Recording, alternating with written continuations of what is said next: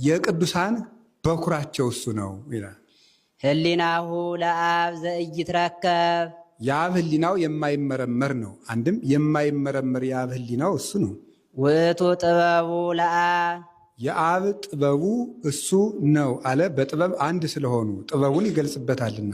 ውእቱ ኃይሉ የአብ ኃይሉ እሱ ነው። በኃይል አንድ ስለሆኑ አንድም ኃይሉን ይገልጽበታልና። ውእቱ የማኑ የአብ ክንዱ እሱ ነው። ውእቱ ምክሩ የአብ ምክሩ እሱ ነው። ውእቱ ህሊናሁ የአብ ህሊናው እሱ ነው። እደ መዝራይት ዘአብ ከዊኖ እንከ ምንም አለ ወልደ እግዚአብሔር ምንም ሰው ቢሆን የአብ ክንዱ ሆኖ ይኖራል ይላል። አንድም ወልድ የነሳው ይህ ሥጋ ከቃል ጋር ተዋህዶ የአብ ክንዱ ሆኖ ይኖራል አለ። ስለምን ሶስት ጊዜ መላልሶ ህሊናሁ ህሊናሁ ህሊናሁ አለው ቢሉ ሶስት ደጋግ ነገራትን አድርጎበታልና። መጀመሪያ ቅድመ ዓለም አስቦ ይህንን ዓለም እምኀበ አልቦ ሀበቦ አንድም እምኀበ ኢምንት ሀበ ምንት አምጥቶ ፈጥሮበታልና። ሁለተኛም አስቦ ዲያብሎስን ድል ነስቶ አዳምን አድኖበታልና።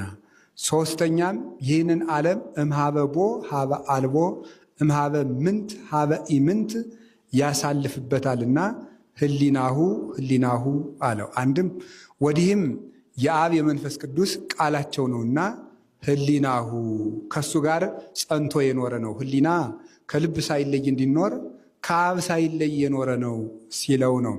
ወልድኒ ቃሎሙ ለአብ ወለመንፈስ ቅዱስ ቃለ አብ ወቃለ መንፈስ ቅዱስ እንዲል ወልድን እዱ መዝራይቱ የአብ ክንዱ አለው።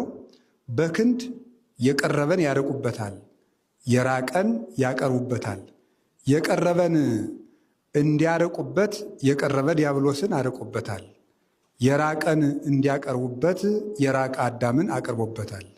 አንድም የቀረበን እንዲያርቁበት ኃጣንን በኋላ ሁሩ እምኔ አንትሙ ርጉማን ውስተ እሳት ዘላለም ብሎ ያርቅበታል። የራቀን እንዲያቀርቡበት ጻድቃንን ንዑ ሀቤ ቡሩካኑ ላቡየ ትረሱ መንግሥተ ሰማያት ዘድሉ ለክሙ እምቅድመ ይትፈጠር ዓለም ብሎ ጻድቃንን ወደሱ ያቀርብበታል እና ይላል። የሰው ኃይሉ በክንዱ ይታወቃል፣ የአብም የመንፈስ ቅዱስ ኃይላቸው በወልድ ታውቋልና። አንድም ክንድ ከትከሻ ሳይለይ ሥራ ሰርቶ ይመለሳል። ወልድም ከአብ ከመንፈስ ቅዱስ አንድነት ሳይለይ በዚህ ዓለም 33 ዓመት ከ3 ወር ሥራ ሰርቶ ዓለምን አድኖ አርጓልና። ይህንን ይዘው መጻሕፍት ወልድን እዱ መዝራይቱ የአብ ክንዱ ይሉታል። እንዘ ነአምን በሃይማኖት